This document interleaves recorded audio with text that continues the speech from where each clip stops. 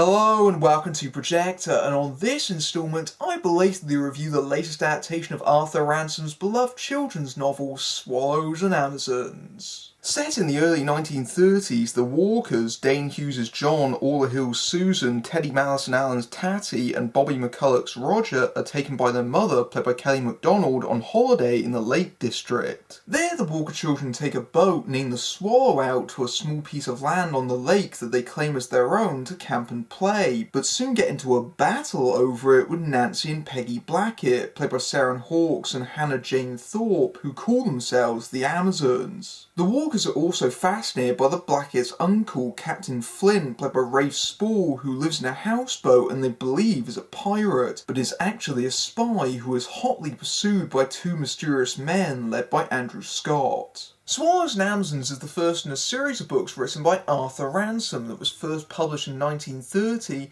and has been adapted for the screen several times before, including a BBC TV miniseries in the 1960s and then again as a film in 1974, which I watched for the purposes of this review. And Ransome's books and this series remain very popular to this day, especially because there are international groups devoted to Ransome's writing. And it's proved to be a major boon for the Lake District in particular, where many of the stories are set, because there are many people that have read his books that have wanted to explore the landscapes that are in them, because in many ways the Swallows and Amazons books almost function as tourist guides to the area. The actual geography of the maps is representative of the actual local geography.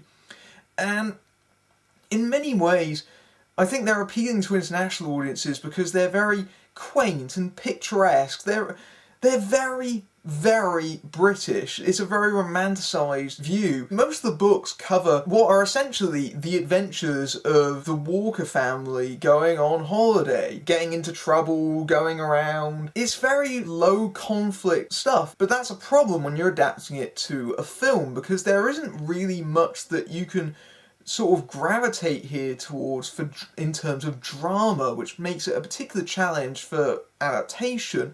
Going to the 1974 film, which I watched, is a very pleasant film to watch, but there isn't very much going on in it. It's quite faithful to its source, but it is, by definition, totally slight.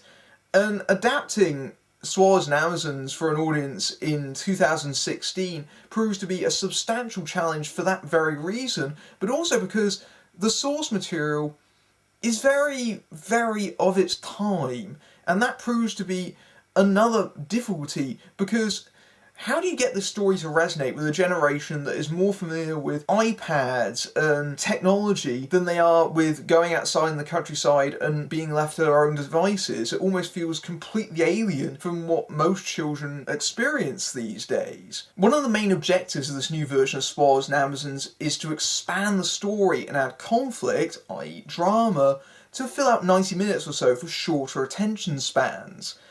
And in terms of the additions, it's very much a mixed bag, especially in regards to one major significant new element that I'll get to a bit later, because that's a whole other can of worms right there. As it stands, when the film is trying to be Swallows and Amazons, that is when it says most successful, when it's trying to key in to this very old-fashioned adventure. And what director Philippa Lowthorpe does, who is in a theatrical film debut here after amassing a huge number of TV credits, including Call the Midwife, what she is trying to do here, and what's actually quite a smart and canny move on her part, is to not try and update the story for the most part.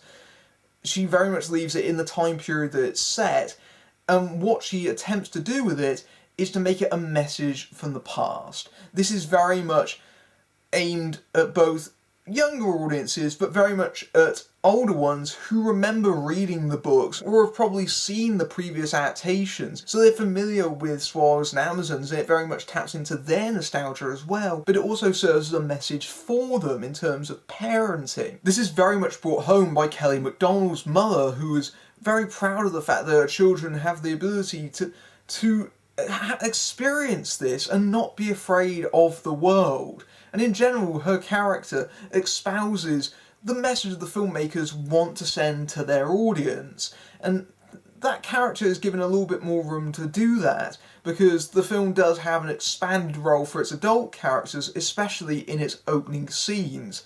It's a bit different to the previous 1974 version in that it was very much centred on the young child actors for much of the running time, whereas here some of the load has been taken off by established performers like Rafe Spall, Kelly MacDonald, Andrew Scott, and you've also got Jessica Haynes and Harry Enfield as a bickering older couple. And in the early stages of the film, those characters are given a little bit more room to make their mark in the story. To give you an idea of just how different the approach here is, in the original 1974 film, it was barely out of the opening credits before they set sail for the island, whereas in this version it takes them about 20-25 minutes.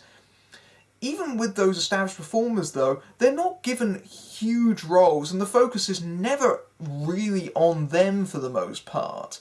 But it does feel like a little bit of a waste to a certain extent, especially with MacDonald. Although she gives a very loving and tender performance as the mother, it's a very limited role because she's only in the movie for roughly around 10 minutes or so. Once they set sail, we don't really see her again until near the very end of the movie. Luckily, the child actors are very much capable of holding the film to themselves, and they're very charming. There's this very sibling chemistry between all the young performers, which is actually quite a remarkable achievement, because child actors, it can be quite difficult to make them not seem stagey or stilted, but here they share this very natural rhythm that feels almost familial, and that's a credit to Lothorpe's direction. Almost like she's just left the camera running and just allowed them to do their thing, which is exactly what this kind of material needs. It's very much about kids at play, the joy of childhood, the joy of the imagination, and being able to do whatever they want in their own little world, away from everyone else, just here at this camp, being able to play pirates. That's exactly what this story needs. And when the movie is not burdening itself with subplots or trying to expand its scope and just allows that pure innocence to shine through, that is when its connection to its source material really is at its strongest and when it's most charming and fun. The only real downside is when the movie tries to force conflict into this familial unit, especially through the character of John, played by Dane Hughes. He's the oldest, so he's been given the responsibility of being the surrogate father figure, that he has to take care of everyone else. That's his job and responsibility.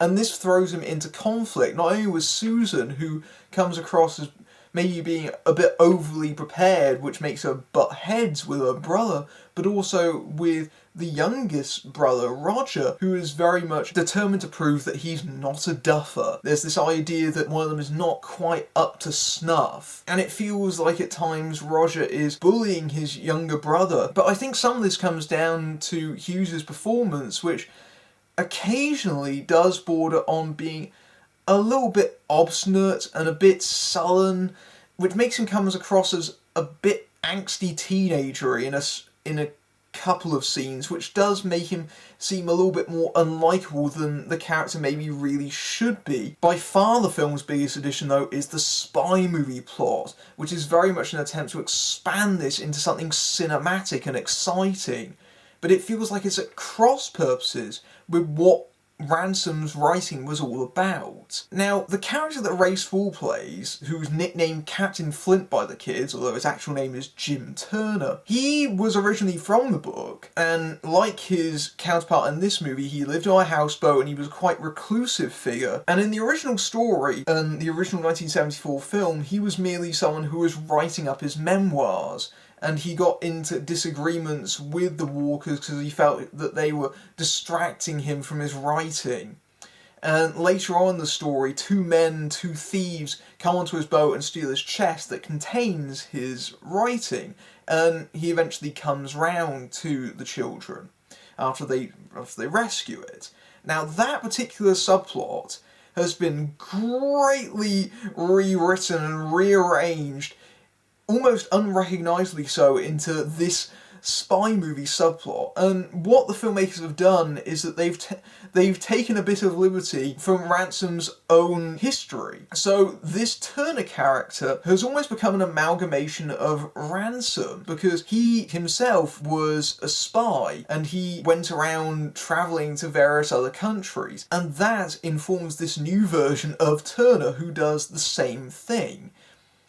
And they do this in a way that feels like it's interrupting the narrative. That's the big problem with this introduction, is that it feels like we're watching two completely different movies compete against each other.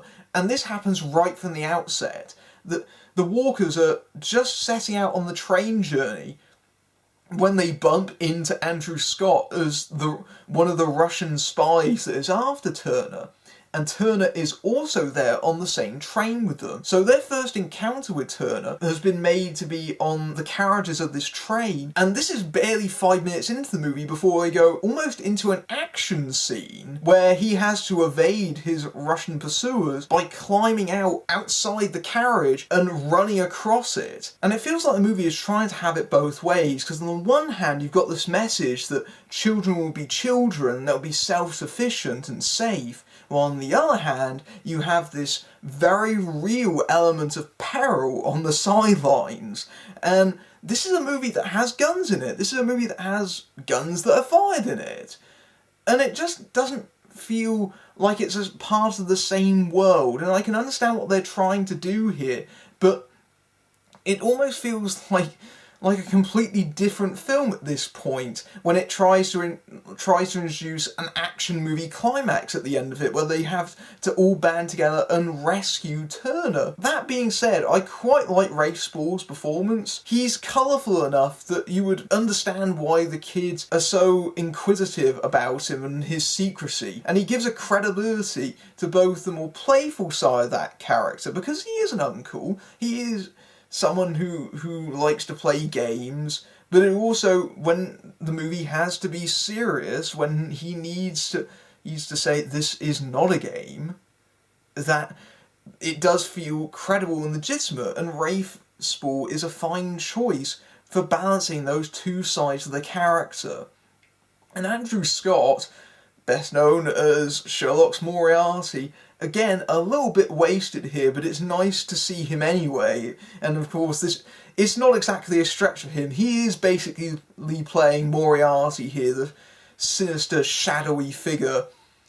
Not a huge role, but still fun. I guess the question at the end of the day is, though, will kids gravitate towards this? And I'm not really sure of the answer. And to some extent my feeling on this is due to the pacing of the film. I mentioned that director Lothorpe, she worked extensively in television. This feels like it's paced for television and it's a little bit more drawn out. And I don't think that will hold children's attention. Even when the movie is trying to be exciting, it does feel like it's burning a little lower energy, especially since most children's cinema is very fast-paced, very high energy. This is the total opposite. The only thing that I can be certain of, really, is how I felt about it. I quite liked it for the most part. It's a little ray of sunshine and positivity. Is it slight? Of course it is. It's meant to be. It's Swallows and Amazons. Is it fairly uneventful? Yes, it is. But at the same time, it's far less uneventful than the 1974 film, where virtually nothing happens in it. But with that said, I just liked spending time in the company of these characters, in this time period, in this location, and just enjoying having a good time, and that's what this story is about. Will kids feel the same way?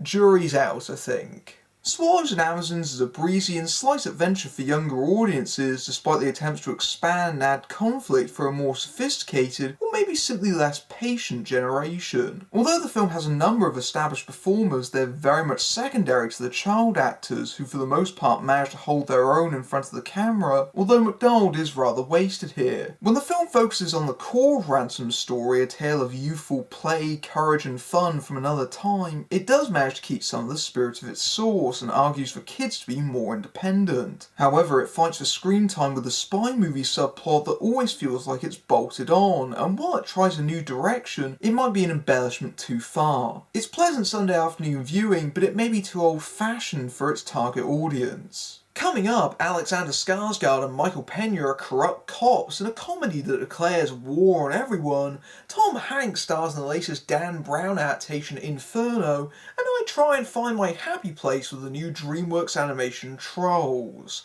But until then, I'm Matthew Buck, fading out. Swallows forever.